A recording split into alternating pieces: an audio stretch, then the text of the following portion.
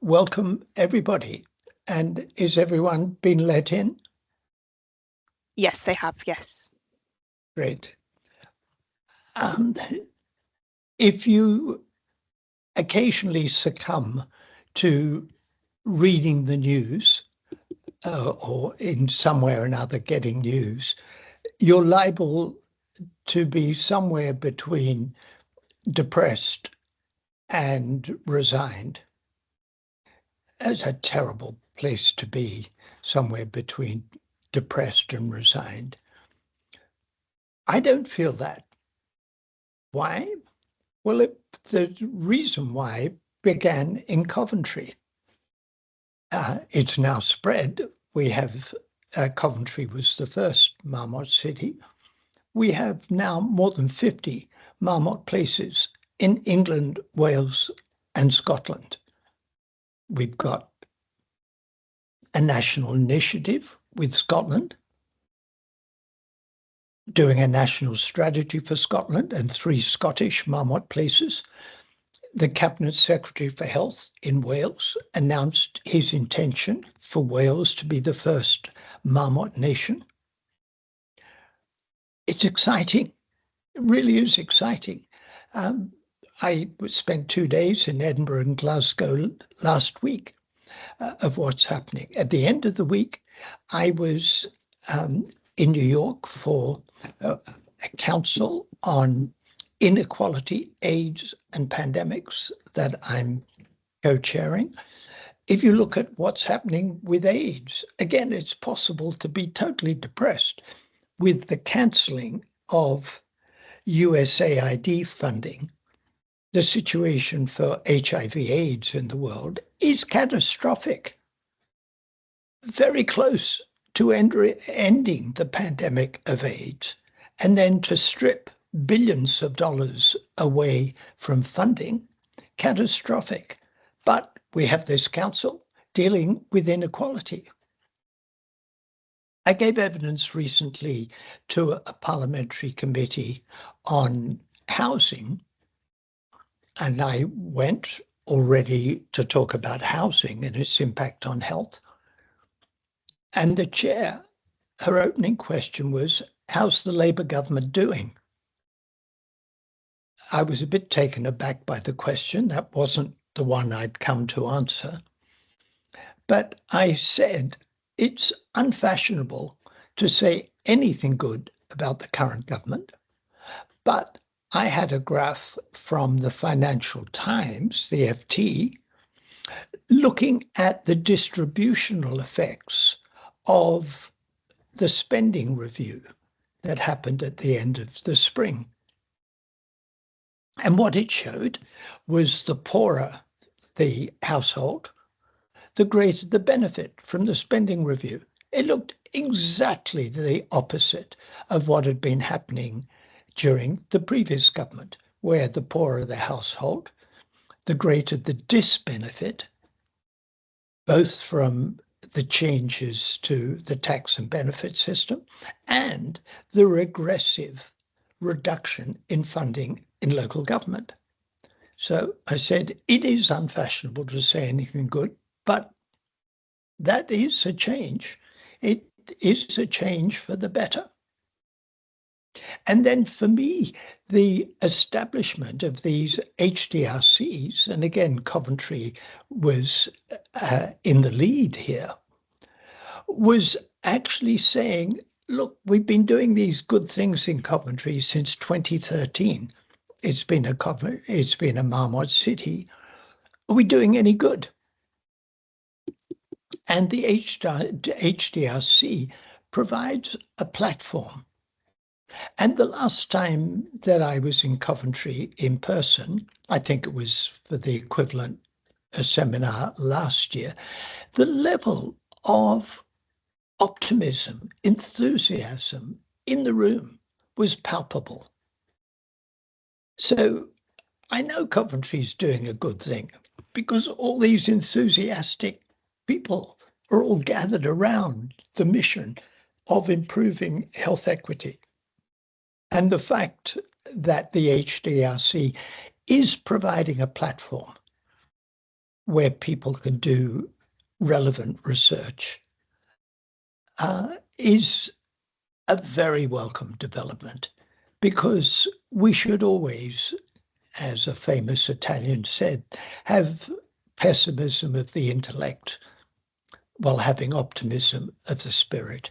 We should be in a spirit of optimism and hope that we can make a difference, but be asking ourselves the tough questions of how well we're doing. Certainly, I point to Coventry when people ask me, what's this Marmot place about? And I say, look up on the web. Look at Coventry. Our 8 principles. You can see what they're doing, and you can see how they are monitoring. So I've become Coventry's, I can't say I've been the greatest, but I've certainly become a great public champion for what Coventry is doing. So thank you, colleagues. I'm really grateful to all the good activity going on in Coventry, not least this HDRC. So I'm delighted to be chairing this today. And I've set the tone in the sense that I had 10 minutes and I've only used 7. So if the other speakers can be similarly prompt, that would be great. So let's move 2 minutes early to the next session. And Professor Sophie Staniszewska, who's the lead of the PPI and Patient Experience Program at Warwick, will talk about what is public involvement. Sophie. Thank you very much for that introduction, Michael, and welcome everyone to today.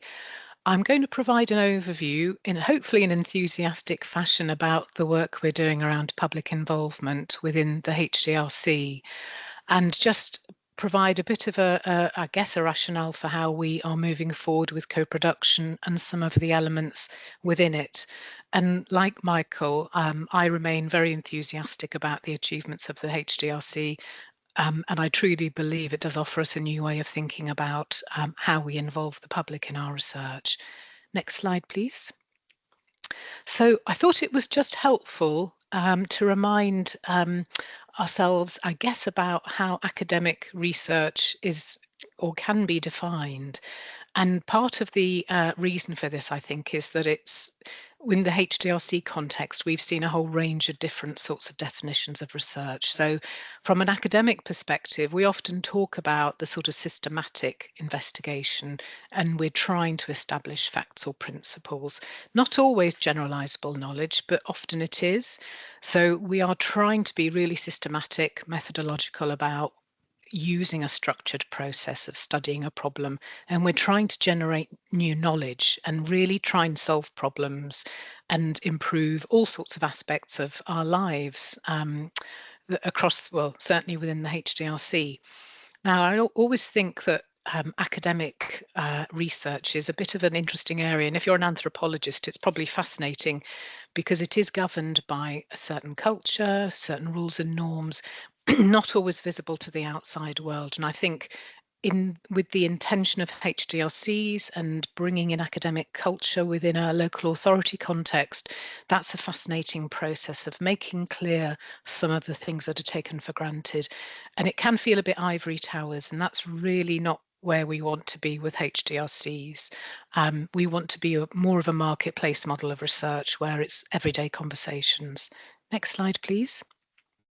So academic research, just mentioned briefly, but we've seen a whole phenomena over the last 30 years, public involvement in research. So we've moved from the ivory towers, or certainly tried to move from the ivory towers of academics doing research, to this idea that we want to conduct research with or by members of the public rather than to, about, or for them. And that's NIHR involved definition, and it's still one that absolutely applies. It really conveys that sense of partnership that we want to achieve. And it's a global phenomena. So nationally, we've done enormous amounts of work to push forward on this agenda, but internationally, we see across academic research progress in this field. And what we're trying to do is work together to identify issues, research questions, to develop plans for our research, the methods we use, and really encourage active involvement, because it's absolutely critical for shaping those key messages that come from research and plans for implementation. That's probably where we've done least well, is how we involve the public in taking a piece of evidence and working with us to actually make a change in some form of practice. But underpinning all of this is our intention to make sure the research we do is absolutely relevant, useful, and creates the impact that is going to benefit our communities. I always say it's quite easy for researchers to do research of no relevance to anybody. And so this is really important. We need to make sure we're working together. And fair to say, there's still resistance. This is a sort of a social movement, we can describe it as, within academia, and it still meets barriers, still meets areas where we've probably done less. But we have made a lot of progress, which is fantastic. Next slide, please. So co-production, I just wanted to touch on some of the aspects of co-production, and I'll go through each of these because it's really important for us to think about. So what does this partnership really look like? Because it does challenge the ways of working we have in academia. And this is the NIHR set of principles, I guess, that sit behind co-production. And we can think about whether these would work in a local authority context or in an academic context. But I would make the case that probably a HDRC offers a greater chance of some of these principles working than sometimes we see in an academic context. So the first one here is sharing power, thinking about research that's jointly owned and really trying to think about how we achieve that joint understanding. Sharing power is not always possible, but we'll come back to that. And then including all perspectives and skills, really important. So we need to work with people who bring the whole understanding of a phenomena. Respecting and valuing knowledge of all those working together, absolutely key. And the value that community brings, the community knowledge, is critical to solving many of the challenges that we see. Reciprocity, so everyone working together, absolutely key. And sometimes research can feel a bit extractive where researchers benefit, but the community may not. And then underpinning all of this is building and maintaining relationships, which really is the key to co-production. Next slide, please. So just spend a bit of time on each of these. Good relationships, as I mentioned, absolutely vital to some level of power sharing. And power sharing is a really challenging thing to do in a university context where you have obligations to the funder, to your ethics committee, to certain regulatory processes. But what is the reality of that, and having discussions about how can we share power in research and what really does that look like can be really important at the start of a project. So having that clarity is key to how we move forward, and understanding the benefits it can bring, but also the barriers that might be there, not because the research team doesn't want to share, but because there is some impediment to that. But again, sharing power is absolutely key. Next slide. And then including all perspectives and skills, it's absolutely vital that we understand that in this sort of rarefied academic world, there are different forms of knowledge, and the knowledge that the public and communities bring adds to that knowledge. So we sometimes talk about, in health research, we talk about clinical knowledge, we talk about economic knowledge, and we also talk about things like patient-based evidence, which is the sorts of things that I spend a lot of time thinking about, the experiences people have, the experiences communities bring. Those are vital forms of knowledge, and we should see that as part of our research. The active listening bit is really important. That's how we try and work to really listen to what people are saying, and ensuring that we embed those contributions within a research process. So this sense of absolutely valuing the public and community knowledge is key within the way co-production should work.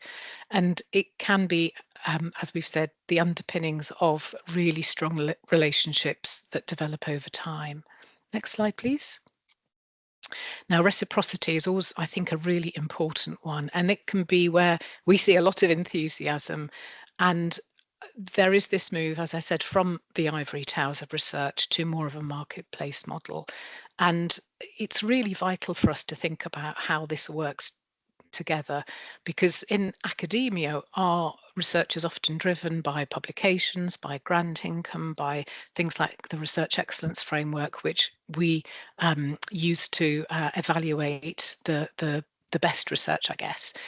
But we need to think about reciprocity much more. So how communities benefit from research should be at the core of what we're doing.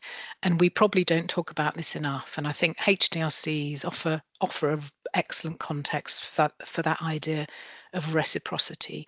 And it can take many different forms. What a community might need at one point may differ. But having those conversations about what sorts of reciprocity are important beyond an academic context, again, are absolutely vital. Next slide, please. Now, relationships underpinning all of this. If we are to achieve this idea of research carried out with or by members of the public, it's vital that we have high quality relationships. And this takes time, it does take money, and it should be built into our funding, and often isn't. And often the funding doesn't allow for the longer term relationships to develop. And again, I think HDRCs are in an excellent position to develop those links. So they already have them, they already work with their communities. So we're very fortunate within Coventry HDRC to have brilliant links. And I think that bodes well for the future in terms of projects.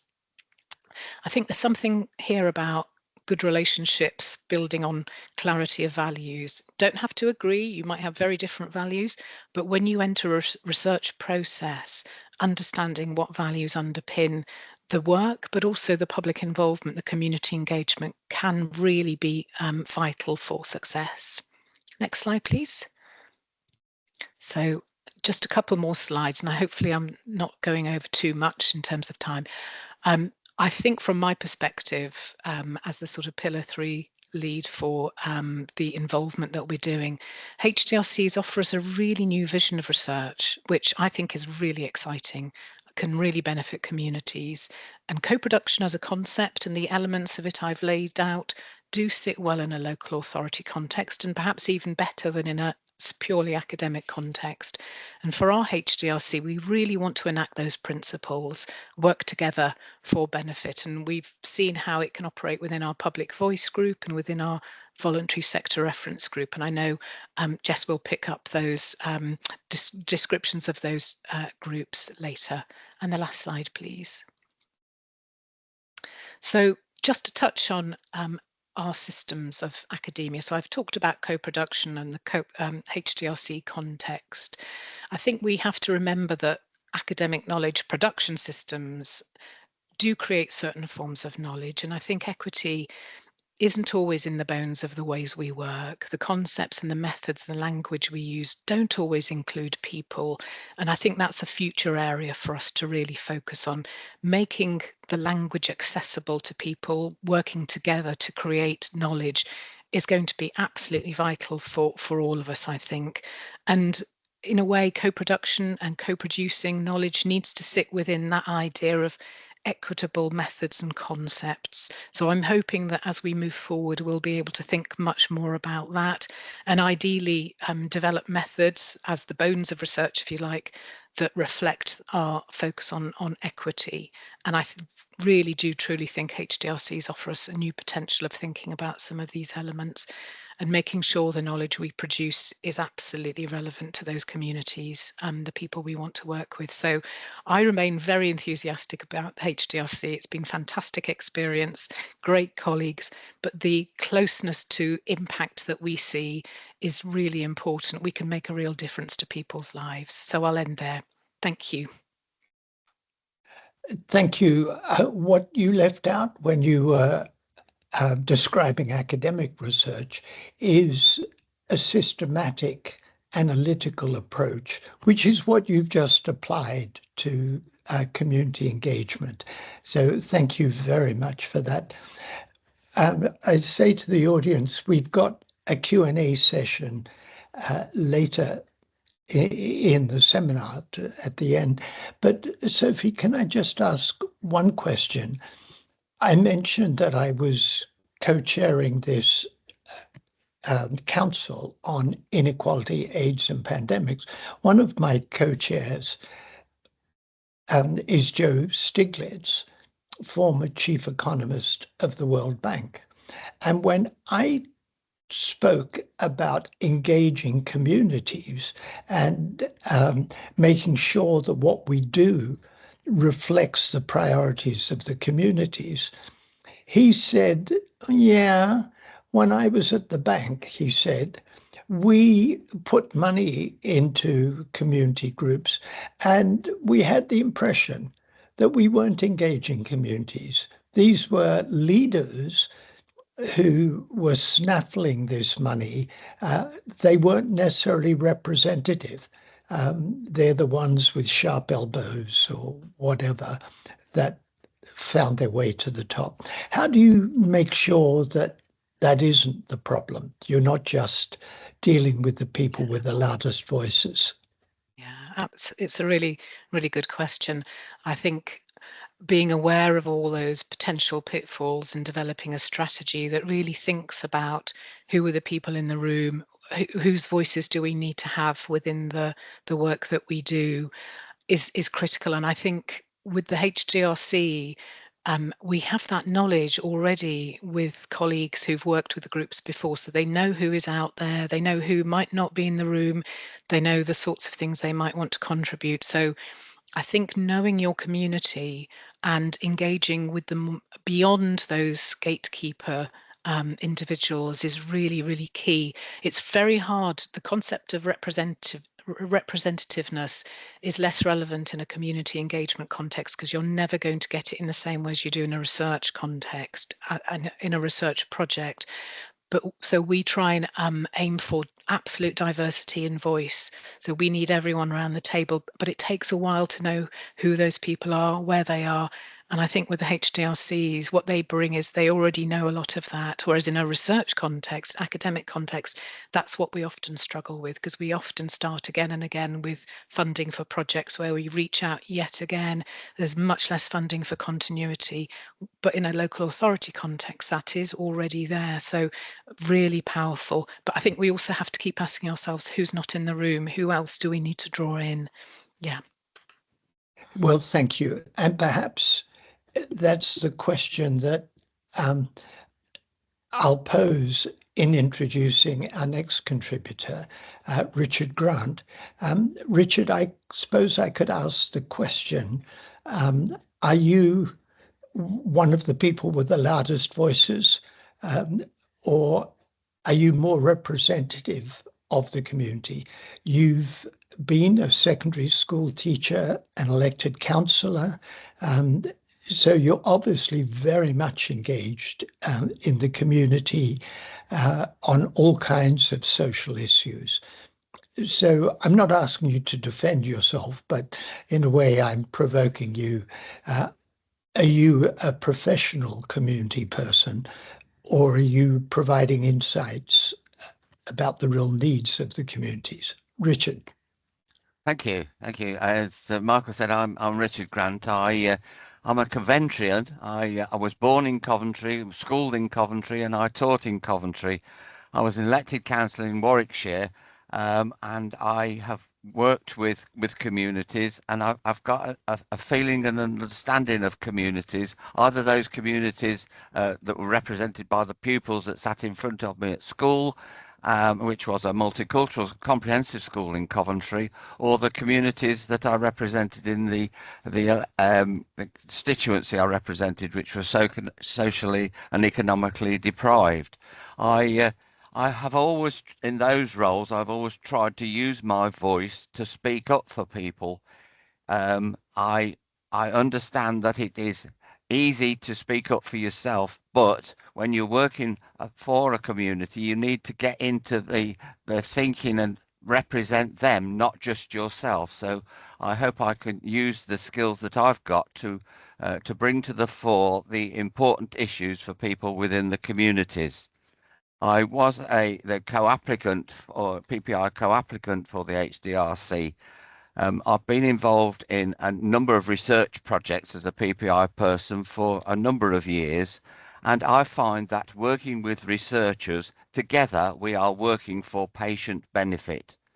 Many of the projects that I'm involved with have been to do with broken bones, particularly broken hip bones, and most of that work has been in this country. But now have a project which is involved lower middle income countries in sort of South Asian area that involves India, Thailand, Nepal, and Malaysia, and that has a PPI element as well. And some of that PPI element is a new concept to them. And I have spoken to people in those countries through a video link like this about engaging with their public and patients. And I was really encouraged to find that in Nepal, they had a 2-day seminar to introduce people to the PPI concept and what it would mean for them and their research. The research was about caring for people who had broken their hips. And as you will know, Michael, broken hips is a big issue for the planet and for people on the planet. And not only is it a costly thing in terms of finances, but it's costly to people's families and to work and into employment. My work as a PPI person involved in research, the important thing for me is being a member of the team. We're working together for patient benefit. And when you're a member of a research team like I often am, it's important that we feel equally valued and we have equality of expertise. I may be working with very skilled surgeons, very skilled researchers, but their expertise in those fields, my expertise is in my life experience and the experience of others that I've maybe family connections, friends connections, and the experience that I've built up through my work as a teacher or as a counsellor. I often find it useful to enhance that work by reading about different people's life experiences, and reading can bring a new insights into the life experience. So as a member of a research team, we all have equality of experience to bring to the table.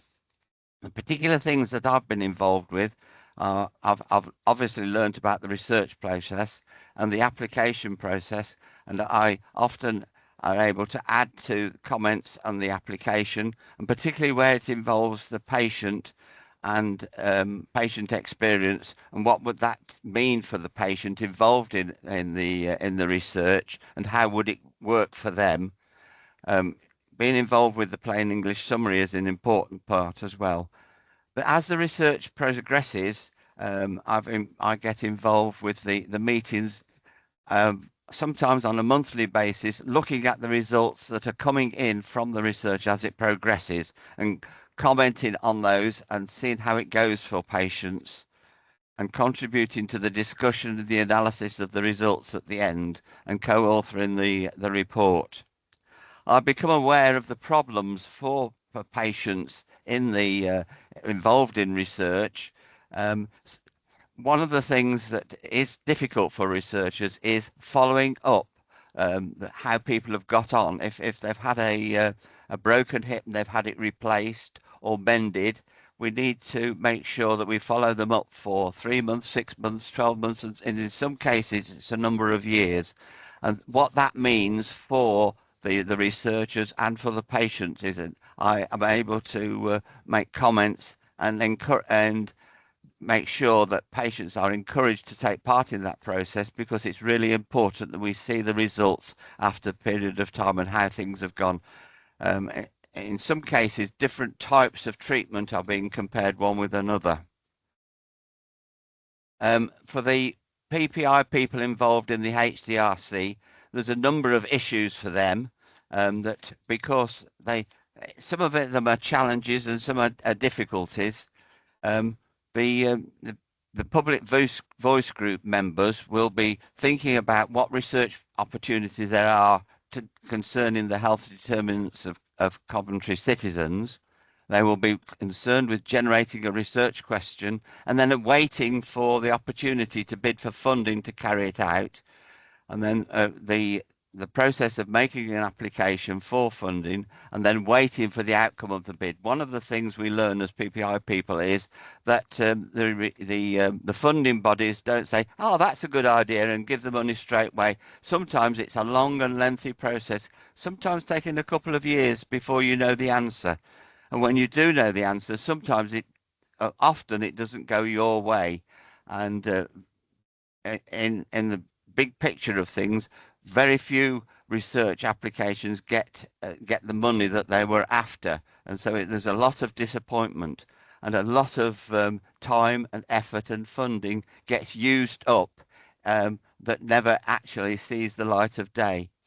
Although in the case of any public voice group looking at funding for the HDRC in Coventry, any information and findings that they've generated by finding about the health determinants and what research possibilities there are, that can always be used in other areas of the council. So no information will be wasted. So it may be disappointing, and what we need to make sure that we do is to work with our public voice group people and PPI people involved in the HDRC to support them in the role that they do, and to support them through thick and thin to when they're elated that we might get some money for funding, and when they're really disappointed, because we need to keep them on board, because their contribution is really valuable, because we're working for the benefit of citizens of Coventry.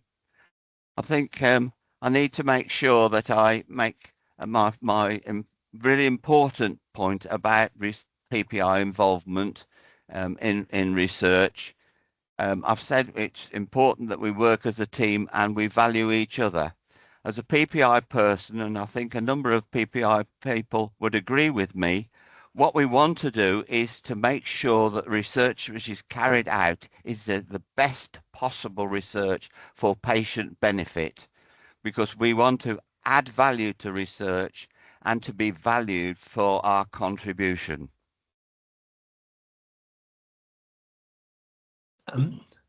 Thank you so much for that. I resonate completely with your comments on hips.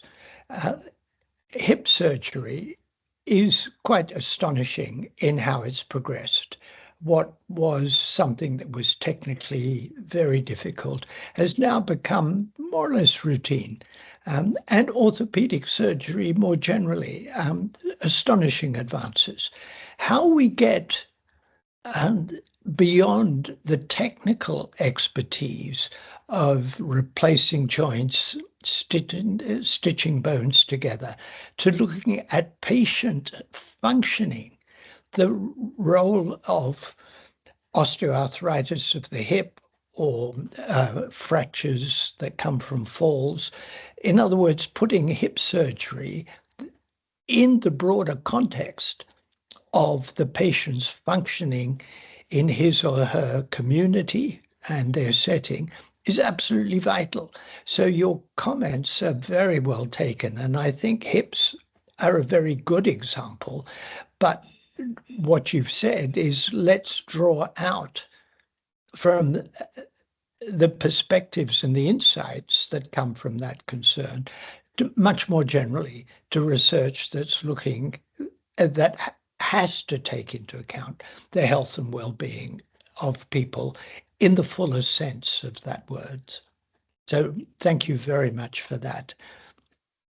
Thank you. And our next presentation builds on what we've just heard of the general approach from Sophie of one person's experience and approach from Richard. And now Jessica Weeks, who's the Public Involvement Officer for HDRC. And Jessica, I think your background as being a maternity service user voice representative is absolutely vital. And Connor Morgan, who is a member of the Public Voices group. So we'd like to hear from both of you, please. Thank you, Sir Michael. I heard a quote over the weekend that's from the author Ed Cole that said, "Communication is the basis of life." And it occurred to me that actually communication is the thread that runs through the HDRC. So Sophie really summarised very well what public involvement is, and I will share a little bit about how the Public Voice group fits into the public involvement. So the group was, we had our first inaugural meeting in July 2024. And we had, I think 35 people signed up, and we had 24 who came to the very first meeting. At that time we took some data to understand who was in the room, so we could also see who was not in the room, like Richard just touched on. But what we did do, which felt really risky to me at the time, was we took some time to build a high quality relationships with our Public Voice group members. So we meet quarterly, and actually the reciprocity wasn't obvious. The things that I thought would be important to our members, it really transpired that they weren't. So I tried to make sure that we met in a place that was at the heart of the community, where community organisations would want to be.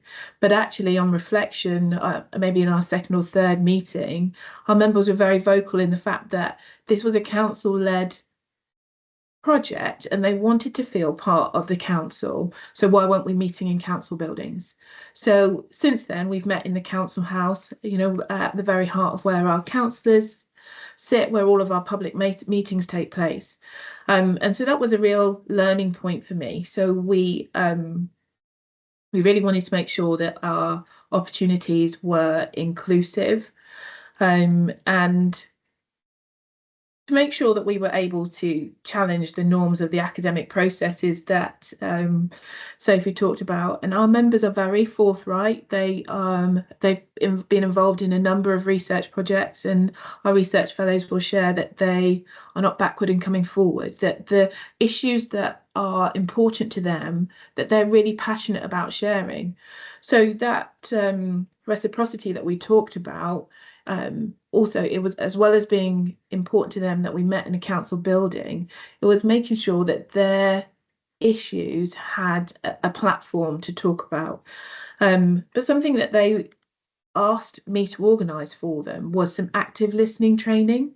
So Richard talked about the fact that everybody comes with their own experiences. We're all experts in our own experiences, but they wanted to be able to listen to each other respectfully, and not just listen to respond, but actually listen to understand other people's experiences. So we had an organisation that came in and did an active listening course, and they were able to take that certificate away from them. But I have noticed that since then, they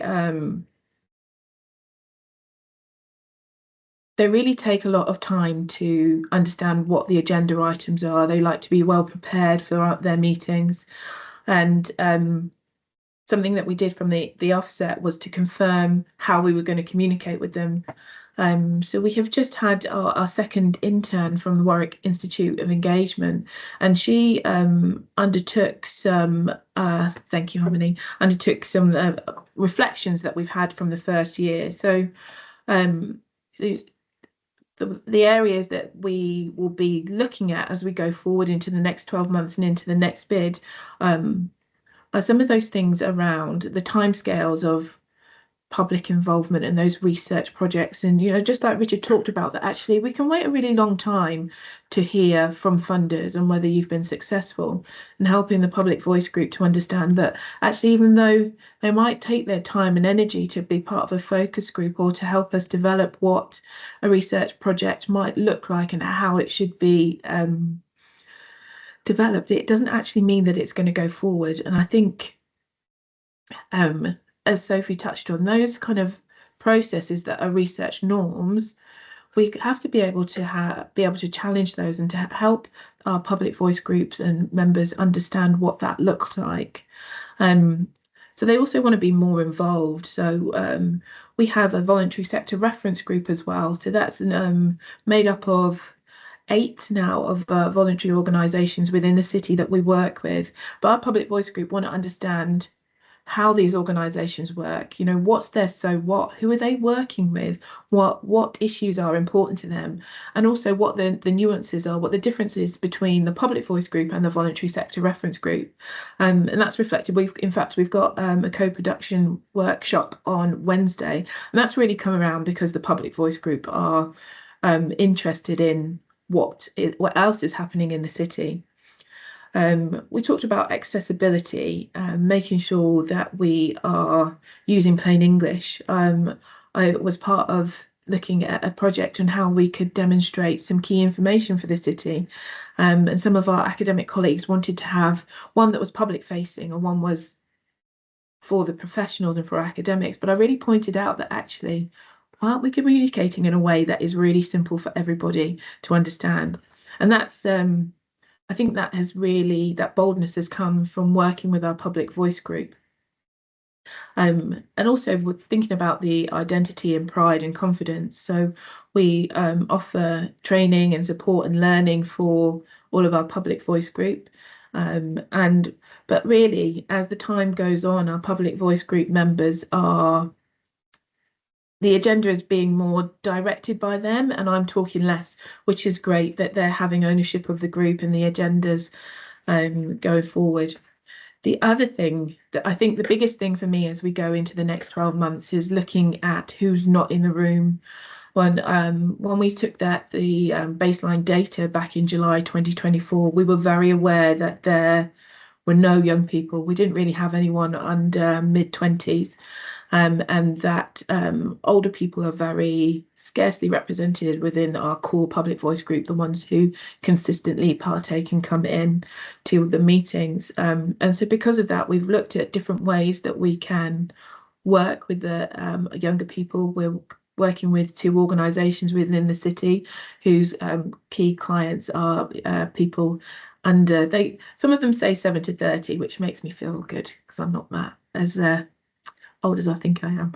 So that's a good thing. So we're looking at different ways of how we can recruit more diverse and involvement in more research activities, but also making sure that our public voice groups are trained and equipped to do those different things. So just want to finish up by saying that we are communicating in a way, so we confirm how we're going to communicate, but also that we go back to them and keep them updated. So we know we're not a hit and run. You know, local authorities are not always good, don't always have a good track record with community groups. So I just want to make sure that we are keeping our public voice group up to date on what we are working on in the timescales. So I'm going to hand over to Connor now. So Connor is one of the founding members of our public voice group. He's been there from the very first meeting in July 2024, and he's just going to share for a few minutes on his experience of being on the public voice group. So over to you, Connor. Thank you very much, Jess, and thank you everybody for allowing me this opportunity to speak today.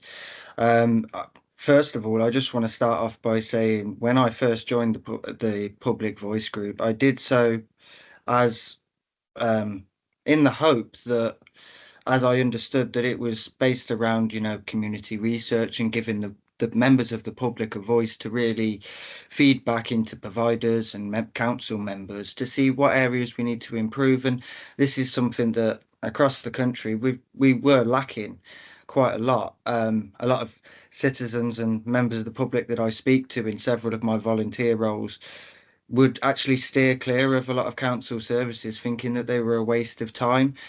This is something that through my volunteer roles, through the Coventry Family Hubs and Fatherhood Solutions, I've actually been trying to tackle. There's a lot of stigma and a lot of dare I say, fear as well of engaging with professionals due to historical differences of opinion and cases that may not have painted certain authorities and organizations in the best light. Some people, obviously, word of mouth, they have a bad experience due to maybe professional lack of knowledge, due to the research not being so community based in the past as it is now. And that is one of the biggest things that I think is, well, it's amazing to see so many people advocating and pushing for community-based research. I mean, for me, community-based research, for want of a better terminology, is giving the public a voice. So the name of the group and the panel is very aptly named, in my opinion.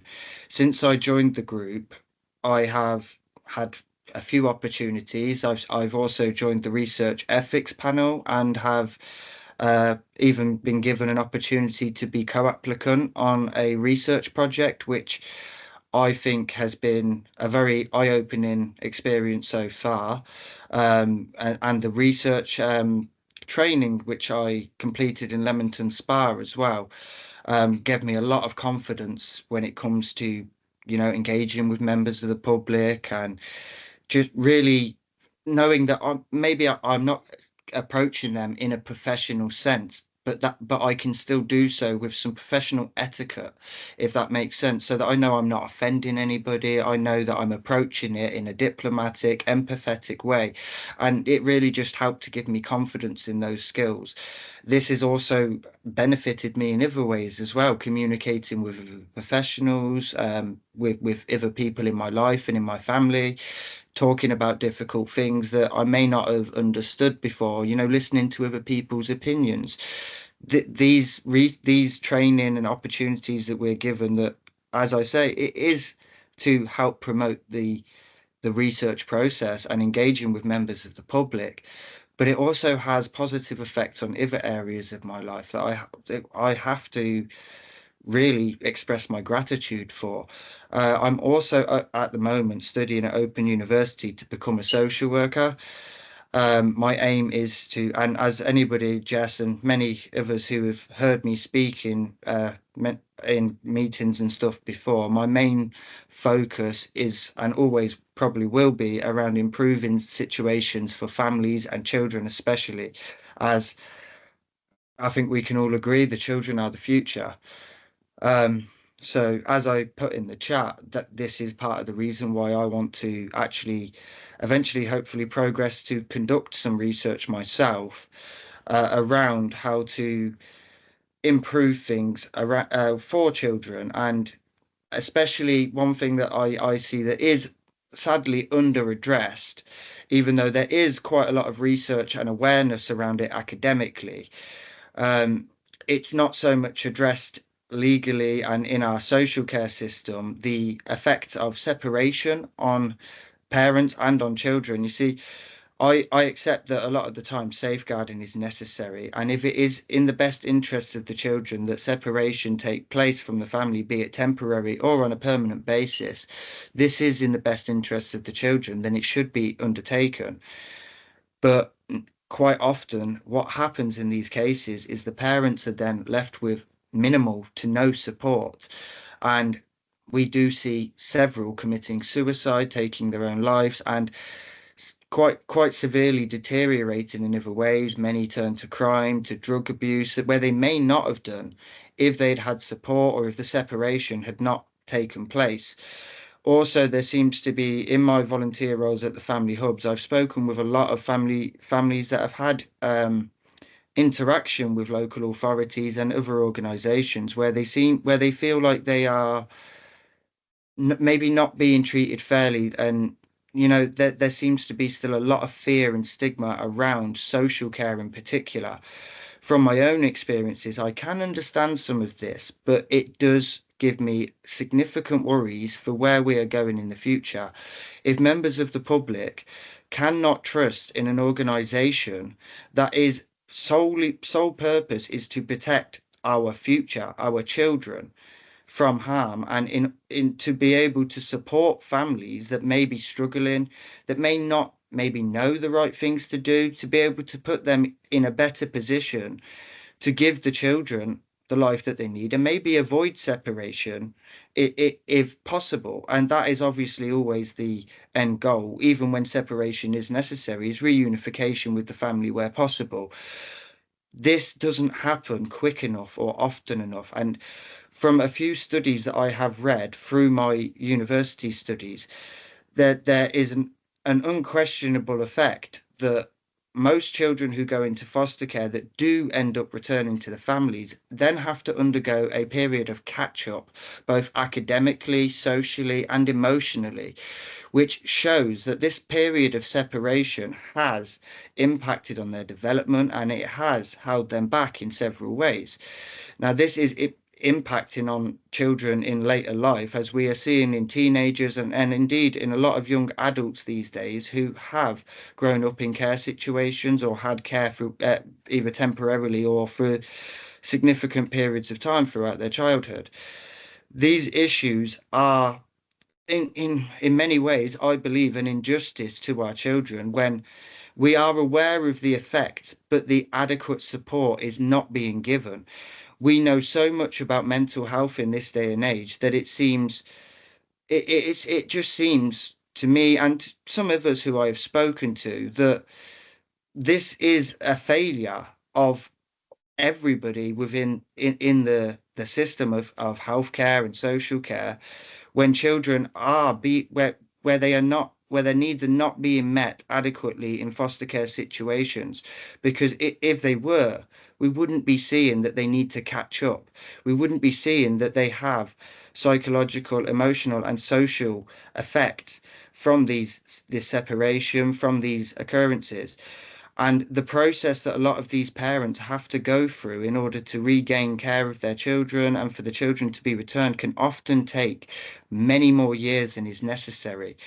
I think it is in the best interests of the future of our society as a whole if we can limit the harm that this is doing to the future generations of the children, if we can keep more families together by helping them to address the issues rather than taking the most draconian form of intervention you can take on a child's life, other than maybe turning off life support.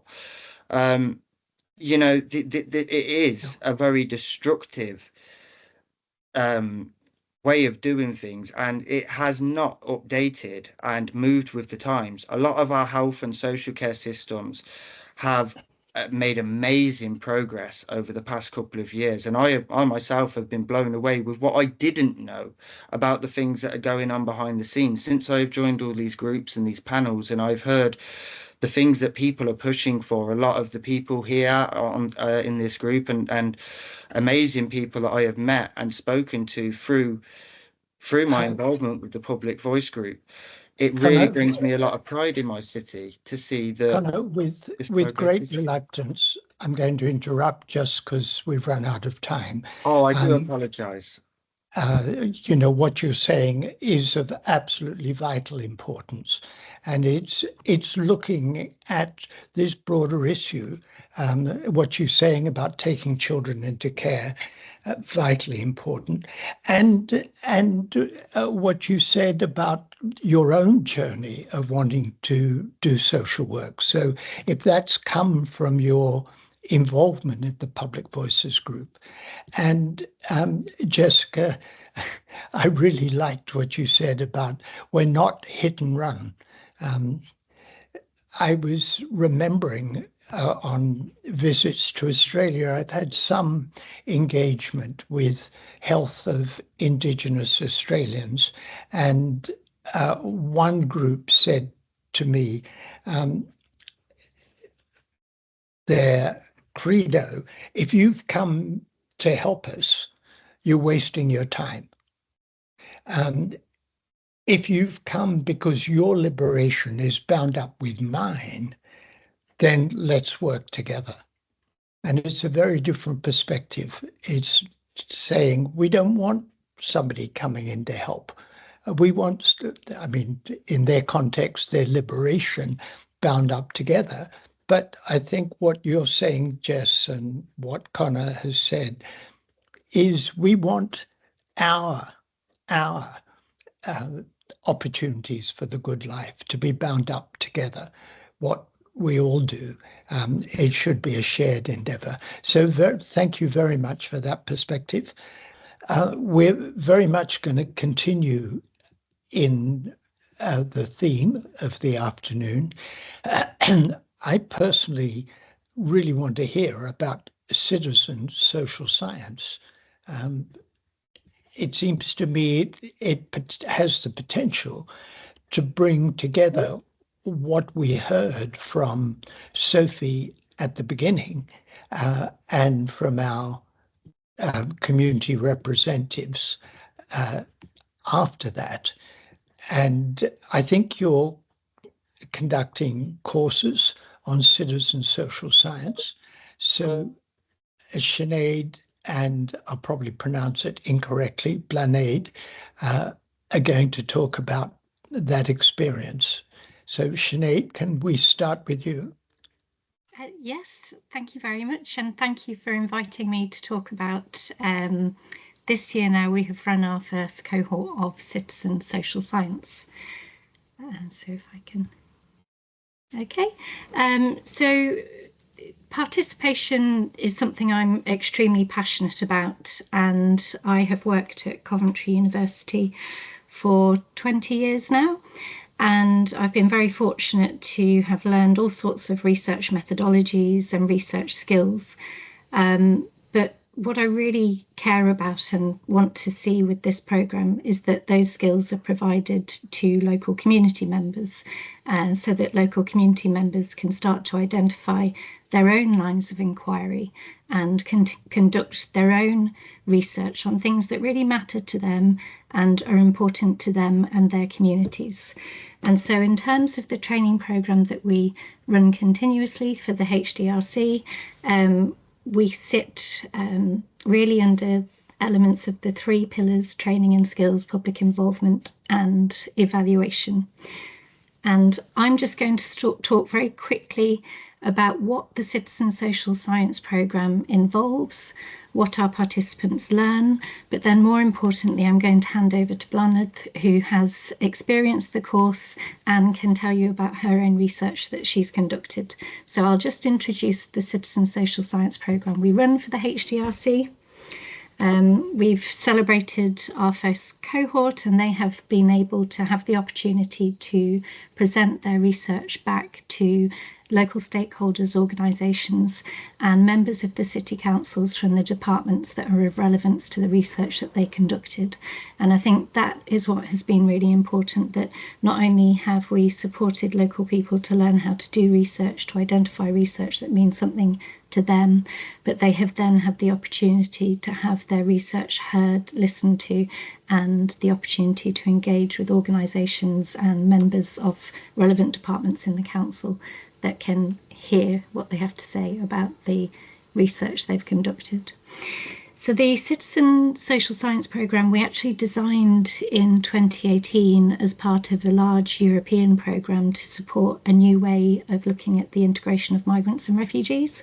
And we actually co-designed the course with local asylum seeker migrants and refugees. And the course is designed very much for anyone who's never done research, or if you have participated in research before but want to learn a bit more, or if you are perhaps more from a statistic quant side and you want to learn more about getting in-depth information and digging deeper into challenges. What the participants learn when they're on the course is they learn research skills that they can apply to a problem that really means something to them.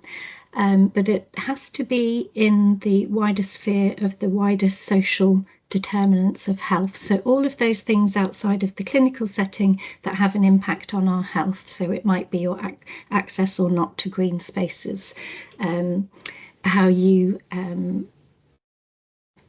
socialise or not, or where you socialise or not. So as long as it's about the wider social determinants of health, which is a very broad spectrum, then we will support the participants to undertake their research. We do this because we live in an imperfect and extremely complex society, and we simply don't know enough. Academic, expert and traditional research simply isn't enough to tackle those very complex challenges. The people that are closest to community issues are the best place to investigate them. The more research, the more different research, the better and more diverse understanding we have, the better our ability to tackle these complex social challenges will be. If you bring more people into researching social issues, then more people will work to change them. And we're hoping that by regularly training citizen social scientists will help to build the capacity within Coventry to understand more about what is happening in our communities that is important to our local residents. We call the programme Citizen Social Science, but it is very similar and also known by other terms such as participatory action research or peer research. And just to conclude, what the participants learn on the course is to understand what research is and to explain the meaning of research and why we do it. They're supported to understand different types of research methods that can be used, and they are supported to understand what the potential ethical implications are of how you decide to do the research, who you decide to engage in the research, and most importantly, being very careful of yourself and others when you undertake the research.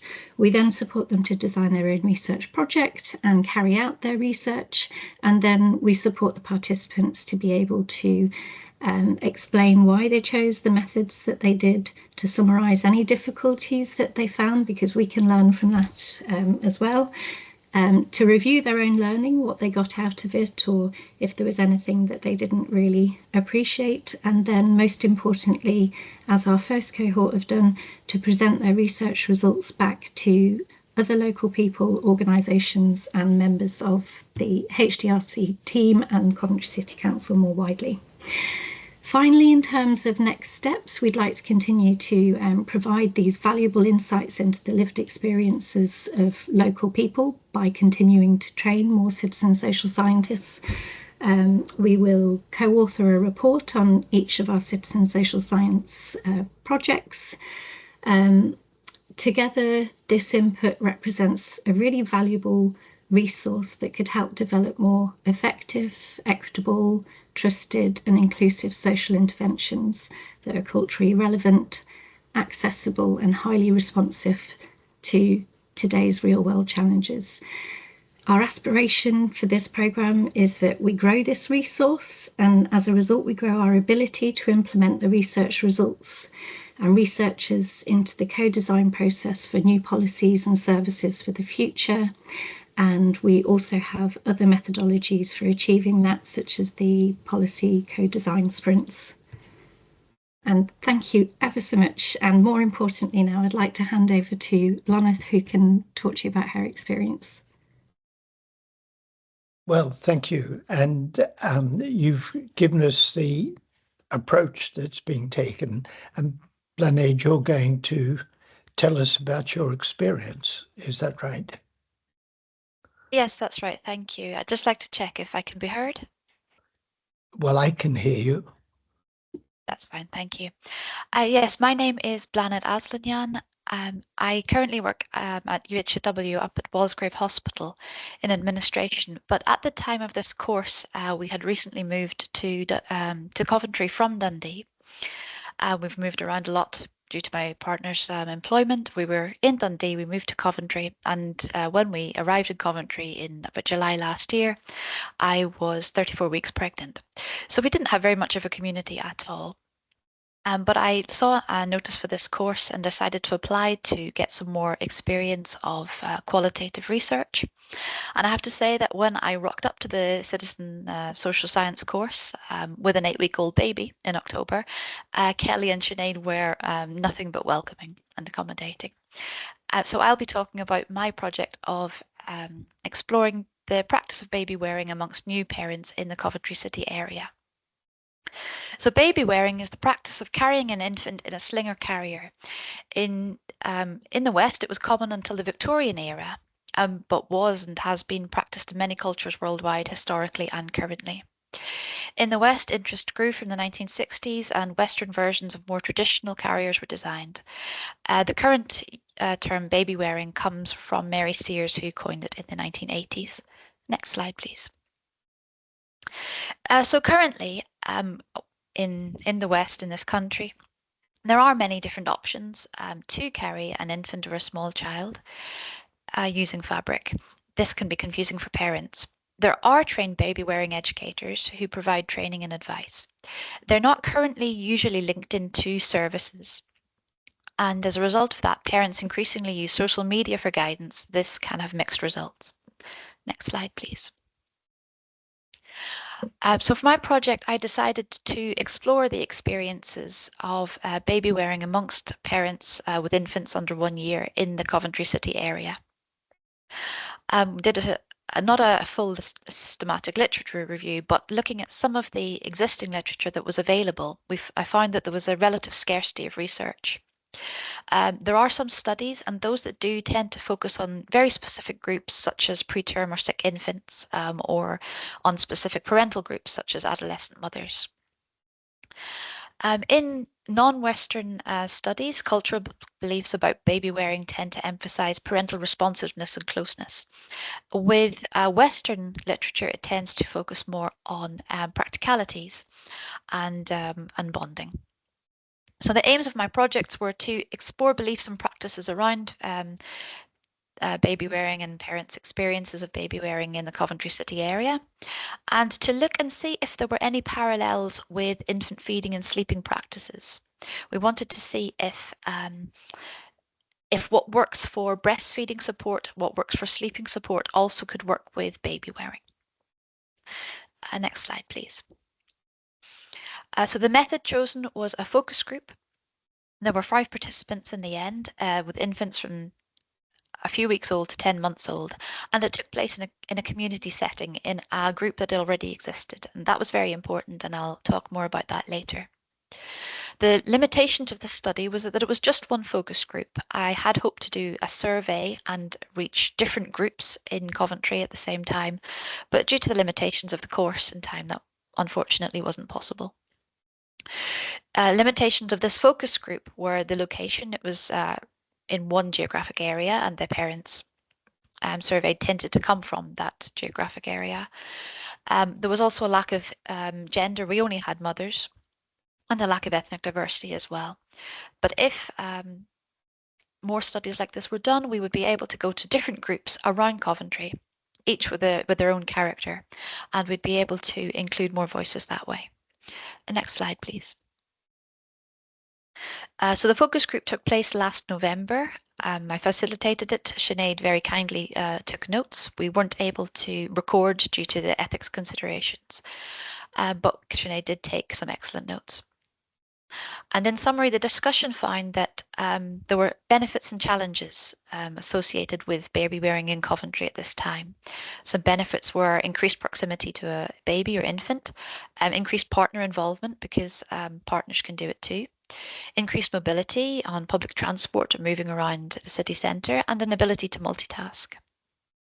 Some challenges were temperature control, keeping parent and baby comfortable, how to carry bags when you're also carrying a baby on your body, nowhere to put the baby down if you need to, because public changing rooms and toilets and so on aren't necessarily the nicest. And there is, of course, a learning curve when learning to wrap or to use these carriers or slings. Next slide, please. So we found after the discussion a number of themes, about 5 themes that really could have stood out. Theme 1 was bonding and parental responsiveness. So for each of these themes, we have a quote that kind of really captures this theme. So for bonding and parental responsiveness, the quote was that baby wearing definitely helps me to feel closer for my baby. Next slide. Theme 2 was that baby wearing could be an expression of parenting values, parental values. I'd seen lots of other people baby wearing and thought it was cool, but then as I learned more, it kind of aligned with my values as a parent. Next slide. Theme 3 was about sharing care among parents. This slide was this quote was actually from a mother, but she was talking about her partner. He saw some slings at a baby show. He was the one that was interested and did all of the research into it and then chose to use it when we had our baby. And this mother actually chose not to use the carrier then, so that her partner could have that kind of exclusive experience. Next slide, please. Theme 4 was about meeting developmental needs through the use of a carrier or a sling. Baby wearing and going around the light section of B&Q is meeting the same sensory needs as baby sensory classes, which was quite a humorous quote. Next slide, please. And theme 5 was the perceived attitude of services to the practice of baby wearing. This was probably the strongest quote, but I feel like I have to lie to the midwives, and that was something that was also explained or also expressed in relation to breastfeeding and sleeping practices as well. Next slide, please. So we find that the discussion was balanced and moderate. In maybe say 10, 20 years ago, baby wearing would have been seen as quite alternative or fringe, but in this discussion, it was seen as one parenting tool among many. There were no very polarized opinions. And I thought that was a really positive finding. There was no mention of negatives of associations or a kind of attachment parent or kind of a hippie thing to do. And there were no parents that didn't use a pram either. So it really was just, this is one thing that we can do. There was some concern that authorities perceive baby wearing as alternative, and then that means that there's no official information given by services on how to do it. Any information that can be given indirectly, such as through social media posts, tend to focus only on safety risk from a very kind of risk avoidance perspective and doesn't perhaps mention benefits. And that meant that there was a need for hands-on face-to-face expert guidance, the way that authorities or services might provide guidance, direct kind of guidance on things like breastfeeding or sleeping. The quality of information available on social media is highly variable, but we found that availability of high quality guidance increases confidence through any learning curves in a similar manner to breastfeeding. So such as the Coventry infant feeding team provides hands-on high quality face-to-face guidance, and that has really increased the rates of breastfeeding in Coventry, such that the rates are better than the English average, better than the West Midlands average. It may be that high quality face-to-face guidance around practices like baby wearing would also increase confidence and uptake of that practice. Next slide, please. So some conclusions we drew were that baby wearing is a familiar parenting tool which may promote bonding and daily living activities. Some parents desire more guidance about baby wearing from healthcare workers, and further research is needed to explore the experiences of other parent demographics. That's a very important next step. Next slide, please. And this is a quick slide to talk about my experience of being involved in the process. As I've mentioned, the delivery of the CSS course itself was inclusive and sensitive because I did it with an 8-week-old baby in a sling. There was the most important thing I think to come out of this project was that it happened in the community setting. So the careful selection of this community setting was key to the success of the focus group and the discussion, the free-flowing, rich discussion that followed. What I did was piggyback on a group that was already established and already existed. With careful sampling, I meant I was still able to get a range of voices. It wasn't just people that did already practice baby wearing. We had people who had never done it before, people who had never been to the group, as well as people who were established. But the relaxed atmosphere of that community setting was what really allowed the project to flourish. And we did it such that people were coming there already. They didn't have to go somewhere else, which if you have small children is tricky. We kind of slotted ourselves into the group, and you wouldn't actually have known that a focus group was taking place. And yeah, so knowledge of the community and the barriers that might be faced allowed an inclusive design of the focus group and meant that people were able to come. So everyone who signed up did attend. And I think that is my last slide. Some acknowledgements. Thank you to Sinead and Kelly, to Siobhan Coombs from Coventry Slings, Catherine Barton from Coffee Tots from Advice, and Citizens Advice for their advice on how to run a focus group. Thank you very much. Thank you very much. Really interesting. And I was struck that one of your participants said she lied to the midwife, but she obviously felt sufficiently comfortable with you that she could tell you the truth and actually tell you that she lied to the midwife.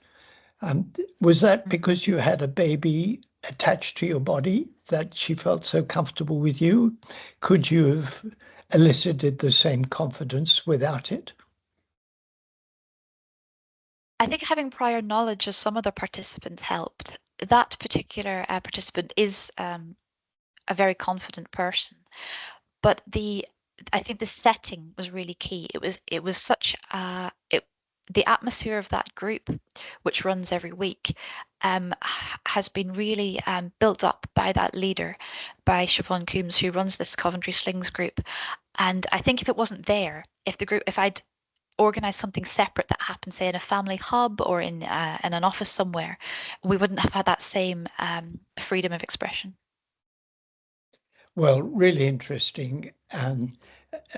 As I was listening, I thought, I really hope you go on to the next phase, which is the survey that you wanted to do, which would be a great outcome. But we must move on. Thank you. We're going to talk about the law. I've been talking about social justice. And when I started talking about social justice, I wasn't actually thinking about the law. I was thinking about how we organize things. But the law, of course, and talking about human rights, I wasn't really thinking about the law. I was thinking about a general approach. But the law, of course, is very important. One way of making human rights real is through the legal system. And so recognizing that lack of access to the law can contribute to inequalities in health was a new recognition for me, relatively speaking. So I'm particularly interested in what we're going to hear next. Tara and Claire are going to talk about legal approaches, and in particular, we're going to hear from the Central England Law Centre. And my colleague at UCL has been trying to educate me, Dame Hazel Jen, because she's been involved in these law centres. So please, Tara. Thanks so much. I can't Claire, see Tara. Yeah, shall I start? It's really difficult because you can't see people, can you? But hello, everybody. Thanks so much for giving us this opportunity to share our research with you today. And thank you for the great introduction. I think we follow on quite nicely from the previous participant who was saying about the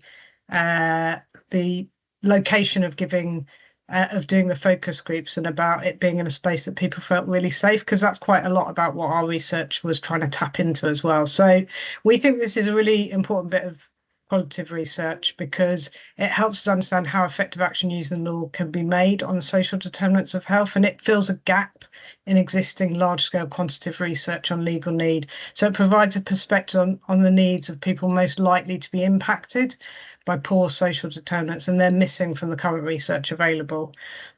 As well as being a partner on this research project, I also represent the Law Centre on the HDRC Voluntary Sector Reference Group, and we talk a lot about co-production and meaningful involvement in research.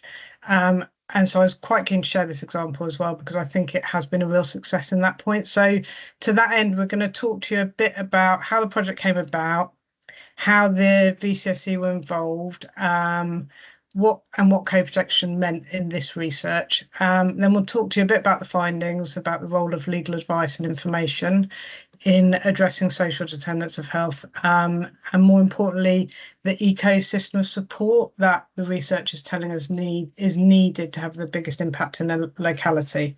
So just in context of who we are, so I work at Central England Law Centre, and we're a charity providing free legal advice across housing, immigration, welfare benefits, employment, etc. So all civil justice issues, the kind of things that stop people from having somewhere to live, accessing their benefits, having an income, that kind of thing. And we cover Coventry and Birmingham. My colleague, who I'm about to hand over to, who we work really closely with, is from the University of Warwick, and she was the principal investigator on the research. And the other partner in the research is Advice Now, who are a national charity providing legal education information, and are part of kind of the ecosystem that we're trying to build. So I hope that all made sense. I'm going to pass over to Tara now, who's going to talk us through the research. Excellent. Thanks so much, Claire. Can everyone hear me? All good? Yes? Okay. So I'm going to tell you just a brief overview of the study itself before going into some of our findings and a couple of case studies just to help illustrate some things. So, we started from the premise that we know already that people struggle to find support to deal with the legal problems they face. So even in a city like Coventry, which is relatively well provisioned, demand for legal and advice services far exceeds their capacity.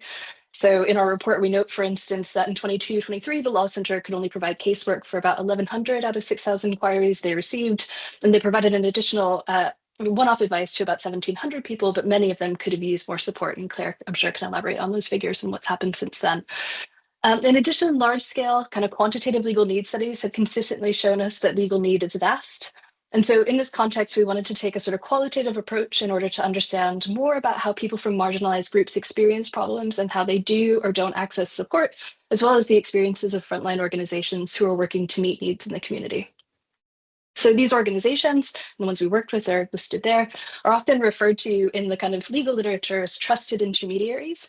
They've been defined in this context as people who are known and trusted, who can be a bridge to legal or other information and services, and they provide a wide variety of legal support. However, as we'll discuss shortly, they're much more than just a bridge to other services. We collaborated with 7 local organizations in Coventry, and we also prioritized co-production in our approach to working with them. So for us, this meant a few different things I'd be happy to elaborate on. So one was ensuring that we met with organizations at the earliest opportunity to discuss the research and how to ensure it would be valuable to them. And then checking in regularly. This meant being open-minded about our plans and transparent about the rationale, and very open to changing those plans. We took what they said about their experiences seriously, and we were led by that. So it was through them that we were able to reach sort of more marginalized groups of people. And so we had to be led by their knowledge and their insight rather than any kind of pretension we had as researchers. Adjusting our timeframes so that they could participate. This meant going slower at key stages and building in additional meetings, as well as a lot of individual follow-up with the organizations to make sure that everyone had an opportunity to contribute. And then also, crucially, ensuring their participation was funded as part of the grant. So just to say a little bit about what we did. So we conducted interviews with groups of their staff and stakeholders from each organization. Then we asked each organization to approach 5 to 7 people that they had supported, who they knew had struggled to deal with law-related problems. We then conducted individual interviews with them, with the people that they chose. And just to say quickly, the demographics of our participants are quite diverse and include a high proportion of disabled people and people with long-term health conditions, both physical and mental, lone parents, migrants. They're all very low income, with many claiming benefits, either as a sole source of household income, usually due to long-term disability, or supplementing income from low-paid work. So we can go to the next slide. Before diving into the research, I want to just quickly take a step back and talk about legal need and legal support and what we mean by those terms for anyone who might not be familiar. So people often hear a phrase like legal need or anything related to law and assume that its importance is narrow, that unless you're a lawyer, it probably has very little to do with you. However, the reality is that many problems that are experienced across our communities have a legal dimension to them. Everyday problems with things such as welfare benefits and housing are legal problems that often require legal support in order to effectively address them, or that there's some kind of right available that could help ameliorate the situation. In addition, and this is what Claire was saying, studies have repeatedly and consistently shown a close link between the experience of legal problems and wider forms of poverty, disadvantage, and inequality. So there's a very close link to health here. Law is a social determinant of health, providing the framework in which people live at a population level, as well as the rights and entitlements that ideally shield people from vulnerability to things that harm health, cutting across the range of social determinants like low income, access to housing and education, employment, etc. And then legal need in that context broadly refers to the gap between the experience of those legal problems and the ability to deal with them or access support. Legal support, in turn, is not just something that lawyers provide, but refers to, as the Ministry of Justice has recently elaborated, quote, the totality of support available to people from information, guidance, and signposting at one end of the spectrum to legal advice and representation at the other. Across that spectrum, you might think of legal support as something that enables people to understand their problem and potential solutions, enables them to choose the best solution for them, equips them with the knowledge, skills, and confidence to take action, and then navigate processes successfully. So it's something that all of us can play a role in to some extent, even if we're not ourselves lawyers. Next slide, please. So I'm going to very briefly, just go over some of the headline findings before going into some more specific kind of health-related findings. So our research has produced a wide range of findings about legal need in Coventry amongst marginalised groups. And while our study is small and focused on a particular place, I think it's important to bear in mind that it reflects much wider dynamics and will resonate with other places. And sort of be true in a lot of different contexts. So the first thing is just to say that people experience complex clusters of interrelated problems with devastating impacts when unresolved. So in a period of 3 years or less, the people we spoke to had experienced between 4 and 6 interrelated problems. The general population, it's one problem every 18 months. So for these groups of sort of marginalized people, they're experiencing a much, much higher rate of problems that tend to kind of knock on and influence one another. So one problem leads to the next. Welfare benefits and housing are the most common, but we saw things across the whole spectrum, including things like social care, employment, family, etc. People lost their homes, wound up destitute, had worsening health outcomes as a result of these problems happening and also going unresolved. And while problems related to things like changing life circumstance, developing a health condition, we also found a really significant dimension that was about systemic issues. So problems within, for example, the administration of welfare benefits or causing and perpetuating problems. There's significant barriers to dealing with those problems. So people don't recognize that their problem is legal. If they do, that doesn't necessarily mean that they feel like they're able to do something about it. So most of us don't have very positive associations with law. So they might feel powerless or afraid to act. And access to legal advice can be really tricky, and it often comes too late or isn't available due to things like capacity or limitations in legal aid. In addition, digital exclusion is a huge factor in being able to find information. If you go to the next slide, sorry. And then really significantly, trusted intermediaries have made a huge difference, particularly when they were working with legal and advice services in terms of helping people to kind of be that bridge, I suppose, into legal and advice services and to being able to deal with issues. So those who had received help from trusted community organizations were far more likely to access legal support. The kind of relationship of trust between them had made that possible. And they helped a lot with really practical steps like, organizing evidence and making phone calls, et cetera. And what was really key about that was that people usually hadn't reached out to those organizations for help with their legal problems. It was in the context of already being there for something else that those problems could emerge and be identified and dealt with. So now I'll move on to some specific health things before giving you just a couple key examples. So you can think about kind of the intersections between sort of legal need and health in a lot of different ways. There's 3 really key things that come across in our research. So legal problems often accompany changes in health, so including something like unfair dismissal from employment when people were no longer able to work, and then problems accessing benefits. That in turn could lead to eviction and homelessness and the other kinds of problems that were in the clusters that we saw. Health problems in turn meant that people struggled to access basic entitlements. So what I mean by that is that if someone was experiencing the symptoms of a particular condition, whether mental or physical, the systems that they had to navigate were not very accommodating of those conditions. So that could be, someone who has kind of PTSD from a traumatic past experience, or someone who has memory issues. The systems are just not designed to support them through that process, and they end up penalized and missing out on really key entitlements. And then the third dimension of that is the stress of dealing with these problems and those problems going unresolved, such as like housing disrepair, for example, really worsened health. So those are kind of three key dimensions in which there's a really important intersection between people's experience of legal problems and their health. So I'd like to just tell you two stories before trying to wrap up. That I think kind of just flesh these out. So one participant, a woman in her late 50s who we call ZG in the report, worked for the local authority but took an early retirement when she developed a serious lung condition. While this in itself was a difficult and uncertain life transition for her, she faced unexpected challenges when it came to claiming benefits.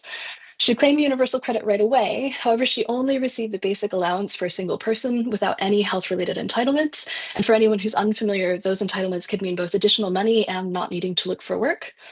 As she explained, she, quote, just went to the local job agency and was told to fill in a form. They didn't tell me I had to fill in a medical form. In the meantime, a period of 2 years, she had to, quote, stagger down there every 6 weeks, really ill, and the doctor had to send the paramedics out twice with oxygen. I had to keep going down and, in effect, signing on. Receiving the bare minimum from universal credit while also paying the bedroom tax left her with next to nothing to live on each month. She described at one point that she had been starving.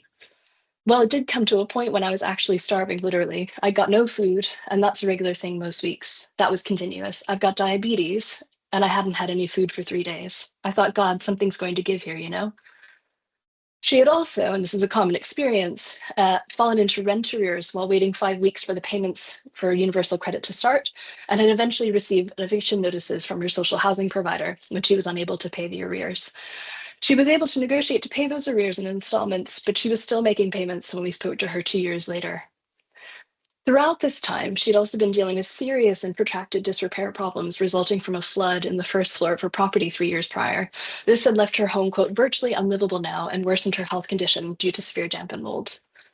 So in this example, you can readily see how one problem directly leads to the next in the case of her benefits, rent arrears, and the threat of eviction. While there's the wider circumstance of her change in health, it's also, I think, easy to see how some of the causes for problems are systemic. The 5-week wait for benefits, lack of information about health-related entitlements, and the disrepair.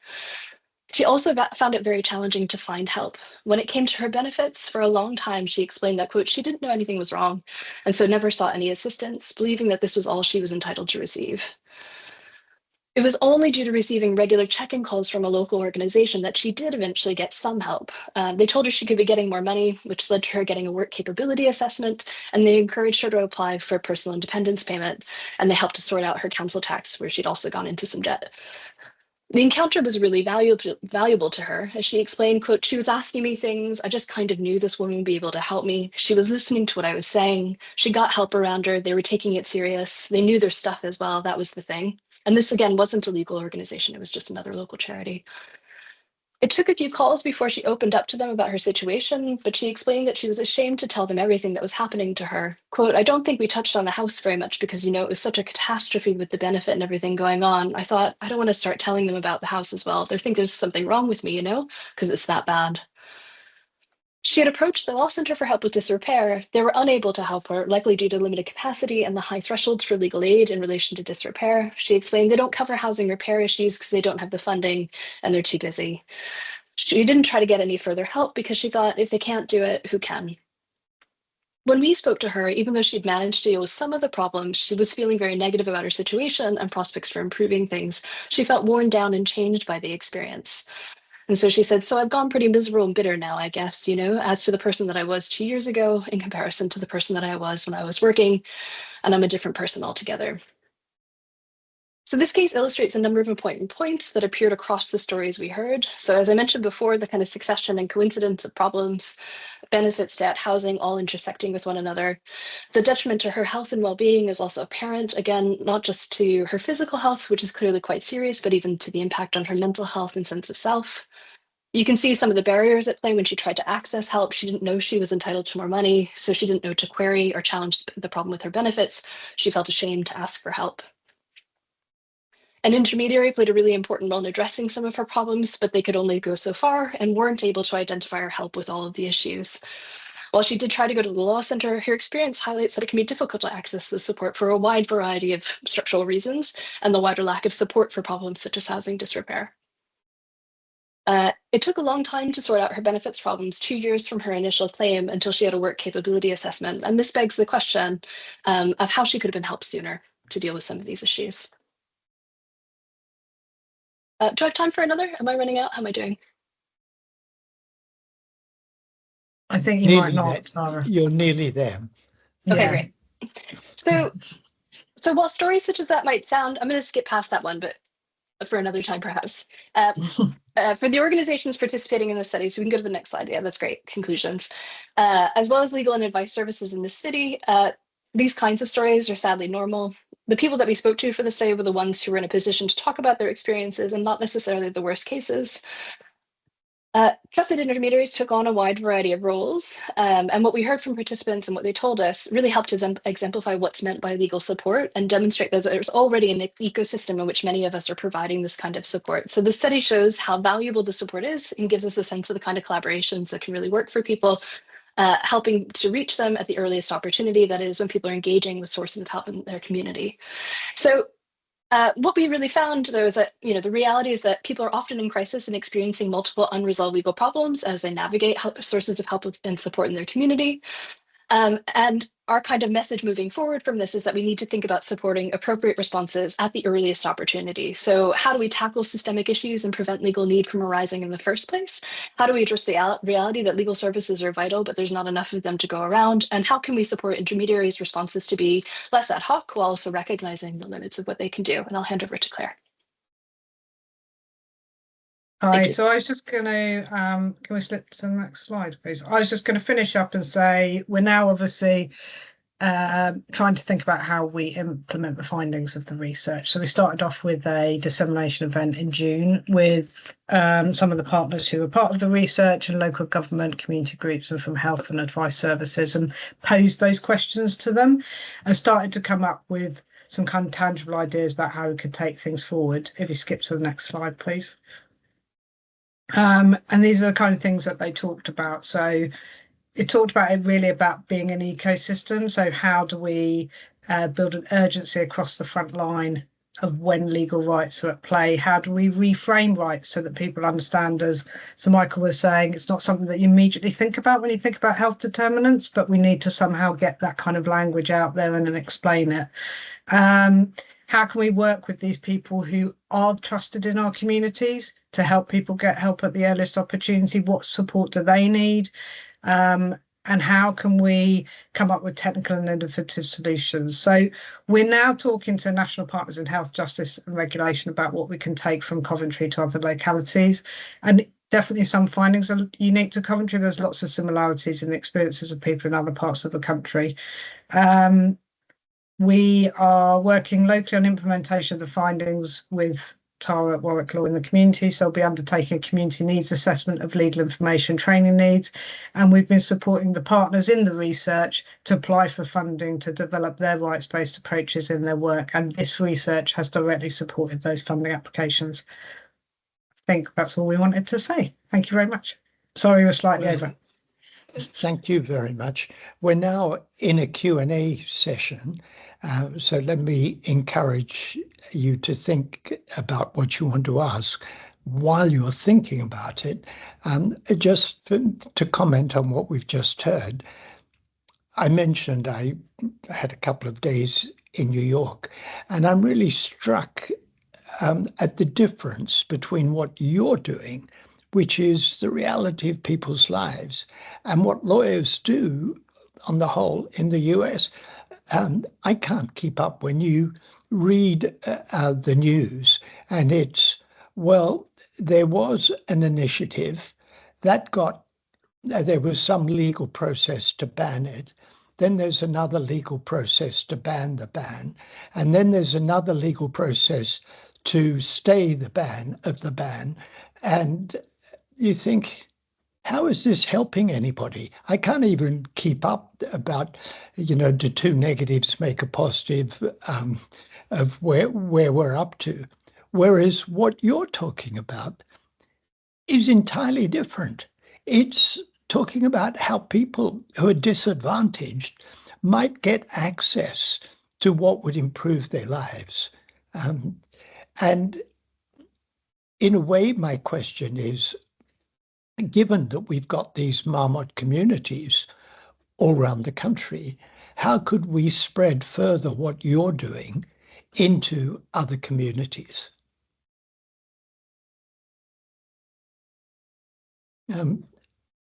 So I could come back on that if that's helpful. Yes, Do you want yes, me to? please. Yep. So there is a network of law centres around the country. In the heyday, in the 70s and 80s, there was a law centre in every community in this country, but now we're down to about 40, unfortunately, and we've got some quite big advice deserts. But there is a growing sense of the role that legal advice is playing. So the Ministry of Justice is developing a national legal support strategy at the moment to understand how this kind of earliest opportunity issue can be built into the services that are offered in all parts of the country. So I think we are at a moment, and you talked a bit about Hazel again at UCL kind of pushing the health justice movement and how justice is a health intervention and kind of how we get that narrative going and what that looks like on the ground. And we've been piloting a health justice partnership in Coventry and Warwickshire over the last year, which has been really successful. So I think there is quite a momentum at the moment, and I think if we could link up the two agendas a bit better and think more broadly, I think we could do that. I mean, I'd love an opportunity to look at where the other Marmot cities are, think about what other where the network is active and how we could connect that all together. That would be great. That would be great. Other questions or questions from people other than me? Otherwise, I'll keep talking. Well, let me ask, and Jessica and Connor, you talked about the Public Voices work. Did you think about legal processes and how a law centre could help with the kind of things that you're doing? Well, Claire is part of the voluntary sector reference group, so I touched on that. So we do have a little bit of interaction between the Public Voices group, but I don't think we've given a particular thought to how the legal system could support the Public Voices group work, apart from just working with the two project teams working together. But there's definitely something we can think about. Thank you. Now I've got, is it Neelam, sorry.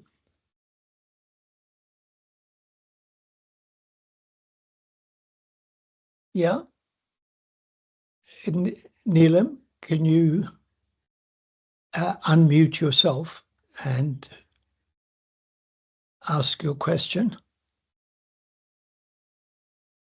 Might be something that Harmony needs to do. We have just unmuted you, Neelam, so hopefully you should be able to unmute yourself on your end now. If not, feel free to pop it in the chat and we'll read it out. Okay, Neelam, if you can't unmute yourself, could you put it in the chat?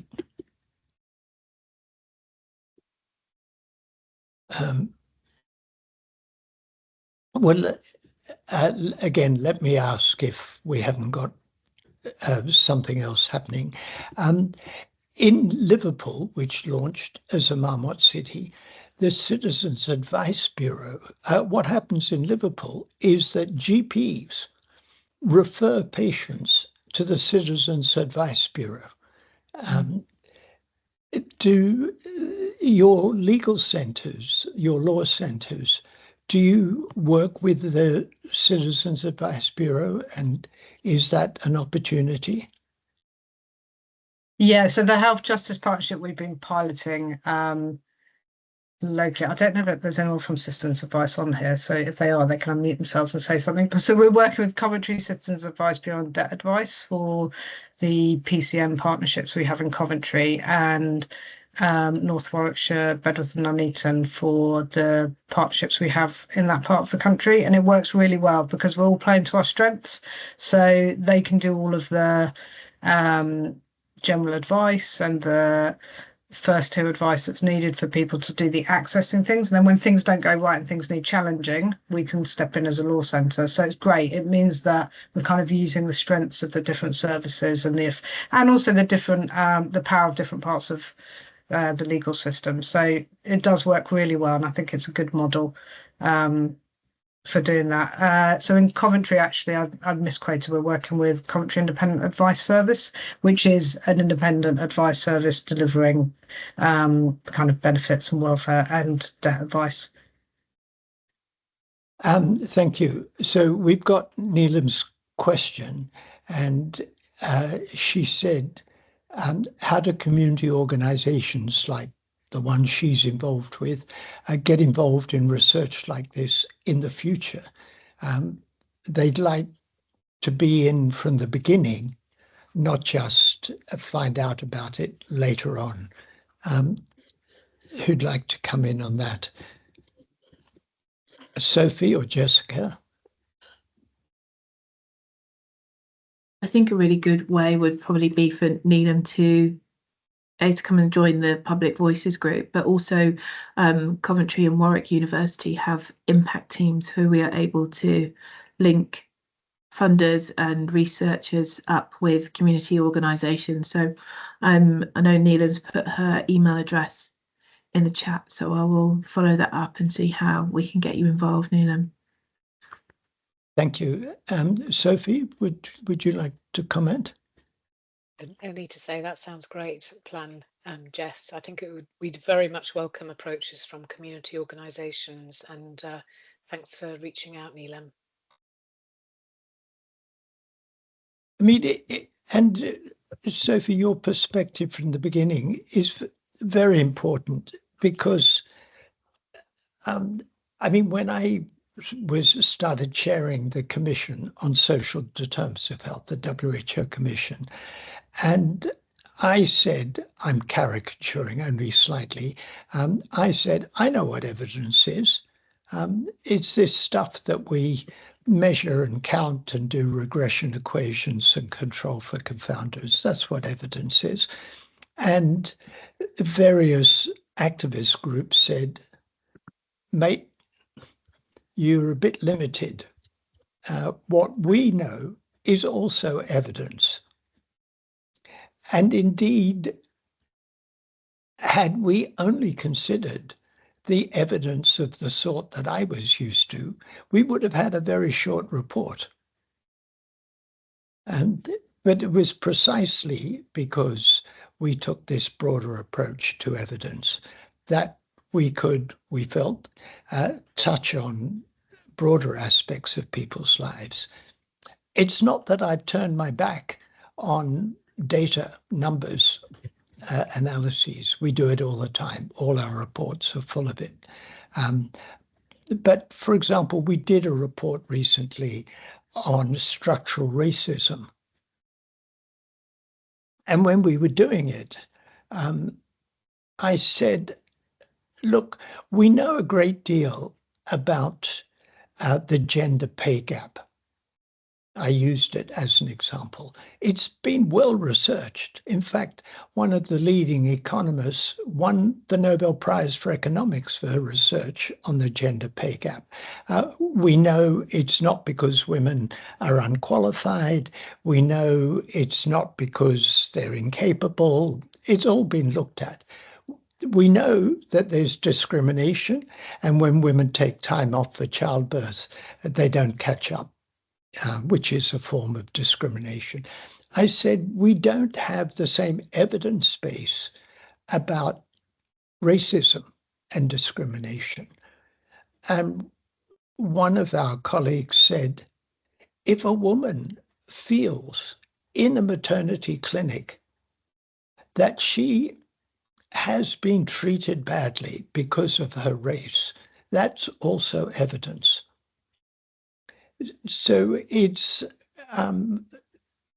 getting this dialectic right between the numbers and the experience, because otherwise we miss what's important in people's lives.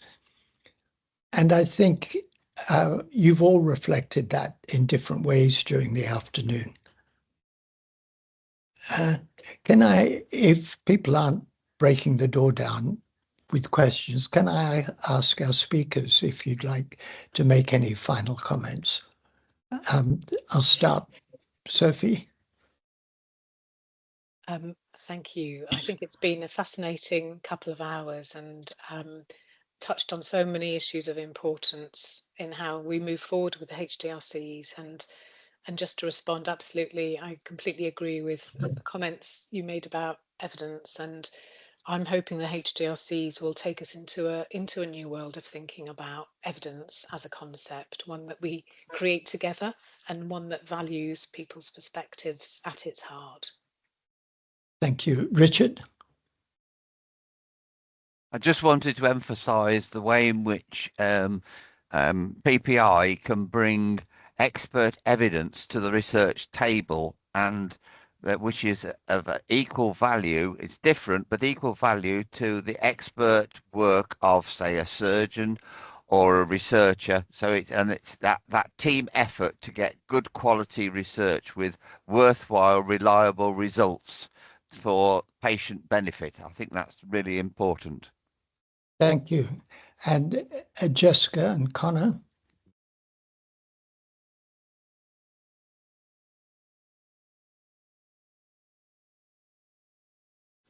Well, we didn't get much response there. I may just, sorry, I just wanted to quickly take the opportunity to say thank you again for everybody for hearing what I had to say today. Also, I would hope that I could maybe look forward to working with several of you in some of the research projects that myself and others are proposing.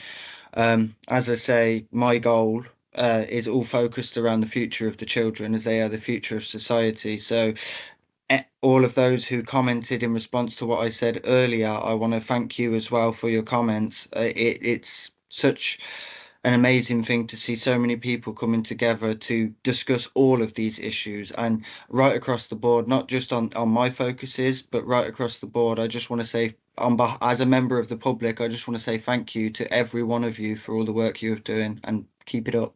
Thank you. Thank you. And we're running very tight on time, so less than a minute. Sinead and Blaned. Hello, yes. Oh, no, Blaned, you go. I just wanted to say thank you for the opportunity to present and to see the other people that are working in this area. It's good to link up with you. Good. And Claire and Tara. Tara, go. I said so much already. So did I. No, I just wanted to say thanks so much. It's been really interesting to hear, and also that I think the value of these methodologies is that genuinely give us things that you couldn't really know in advance, or test in advance, or seek to measure in advance. And so involving people from the outset is kind of the only way forward. It's not sort of an either or question, and that's been incredibly valuable to us. Thank you. So let me say thank you. And I mentioned at the beginning this council that UNAIDS set up on inequality, AIDS and pandemics that I was co-chairing.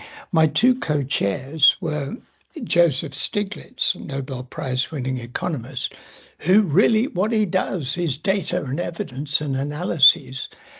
But the third co-chair was Monica Gaingos, who's the former First Lady of Namibia, a leading African political figure for women and Africans. She commented at the end, I really like hanging out with these two old white guys. And my response, who are you calling white? But the reason I'm just saying it is the importance of combining these different approaches of experience, of daily life, of high quality economic analyses, of whatever it is that I do, of bringing these different approaches and together, and what we've talked about this afternoon, of bringing together the reality of people's lives, but doing it in an appropriately systematic way, so that it feeds in to community development and to action on social determinants of health for health equity. And it's one of the big pluses of the HDRC. So I want to thank everybody for a really enthralling afternoon. Thank you.